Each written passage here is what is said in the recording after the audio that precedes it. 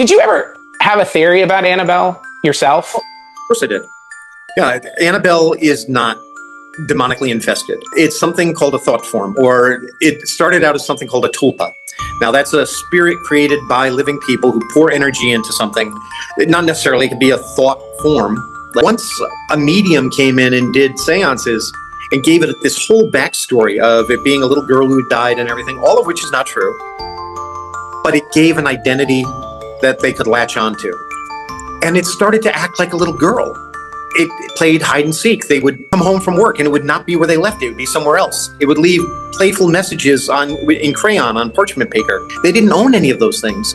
They got creeped out and they started feeding different energy to the doll. They were afraid. One of the boyfriends was sleeping at the house and he hated the doll. He didn't want anything to do with it, thought it was, nothing good. And he woke up saying that he thought Annabelle had been choking him to death.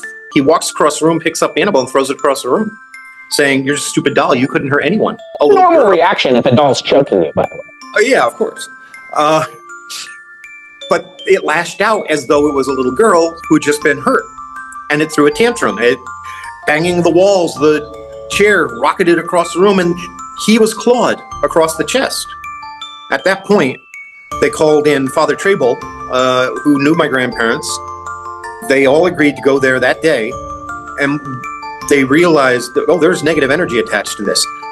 They assumed because it's negative, it had to be demonic. And so they brought it home.